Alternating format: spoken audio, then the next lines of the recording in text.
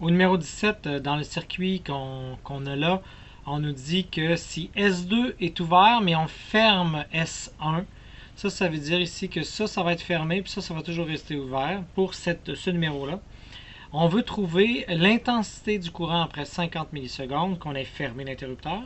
On veut trouver la force électromotrice qui est induite dans la bobine, qui est dans la bobine d'induction, et le temps nécessaire pour que le courant atteigne 80% de sa valeur maximale. On va commencer par A.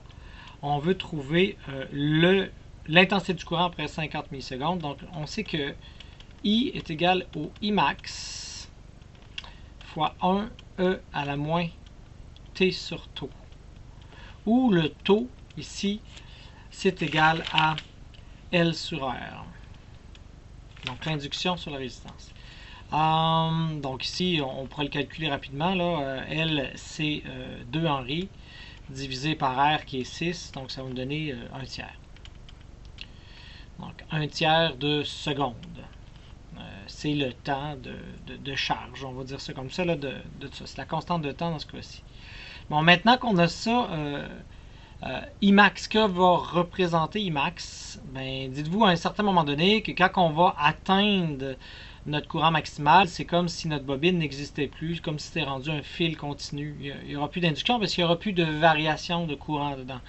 Donc à ce moment-là, quel va être le courant maximum? Ben, si j'ai 12 volts, j'ai 6 ohms, ben, automatiquement, je sais que delta V est égal à R fois I, ben, delta V sur R, donc 12 divisé par 6, ça veut dire que je vais avoir 2 ampères en fin de compte. Ça va être ça mon Imax.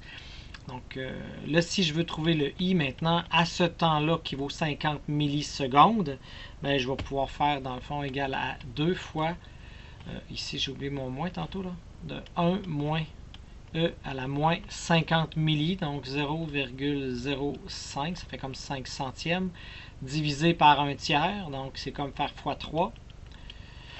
Et je vais pouvoir obtenir ma réponse. Donc en faisant ça, donc je vais faire 0,15, donc je cherche mon exponentiel. Donc exponentiel de moins 0,15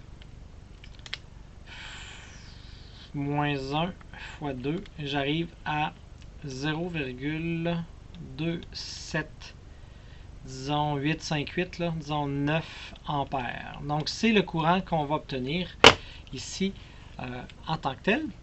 En B, on vous dit quelle est la tension dans la bobine à ce moment-là. Ben, c'est certain qu'on pourrait prendre la formule de la tension aussi, là, en tant que tel. Mais bon, moi personnellement, je me dis, si j'ai le courant, puis je vais faire la loi de Kirchhoff, ben, ça veut dire que dans la résistance, hein, dans R, j'ai combien? J'ai une différence de potentiel delta V qui est R fois I. Donc si je prends ça puis je multiplie par 6, ça veut dire que j'ai 1,67 volts. Ça veut dire que j'ai, ben, c'est négatif parce qu'on sait que c'est une perte là, moins 1,6715 volts. Ben, ça veut dire que si on a encore 12 volts pour faire ma boucle, parce qu'il faut que ma boucle donne 0 en bout de ligne, ben, je vais en avoir combien dans ma bobine? Ben, je vais en avoir tout simplement 12 moins 1,6715.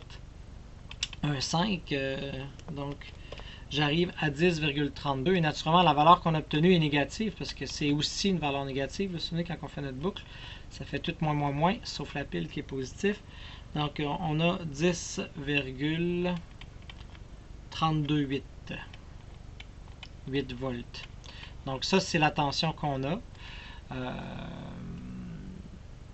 On aurait pu aussi, comme je vous dis, faire la tension est égale à je ne vais pas dire n'importe quoi, là, mais DI sur DT fois la, ben oui, L DI DT, là, tout simplement. Là.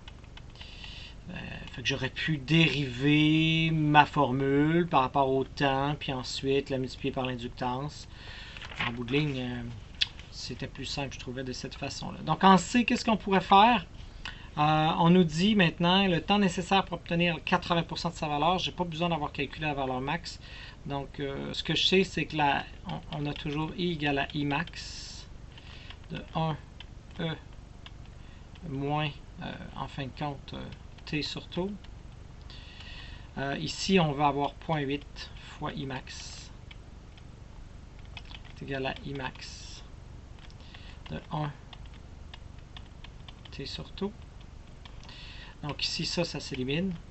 Et ça ressemble beaucoup à ce qu'on avait fait lors de la décharge de la charge du condensateur. Là. Fait qu'on poursuit. Là.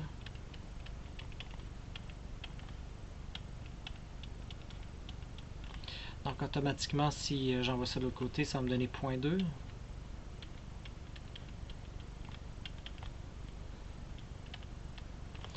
Et si j'ai 0.2, ben là je peux faire le ln de chaque côté.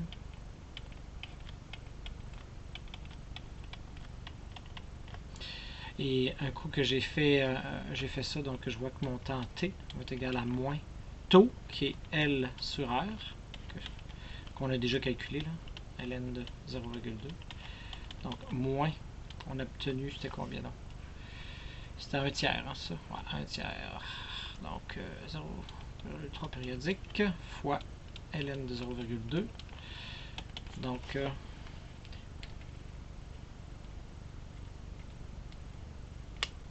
0,5365, donc 5366, disons, secondes. Donc après 536 millisecondes, après, bon, etc.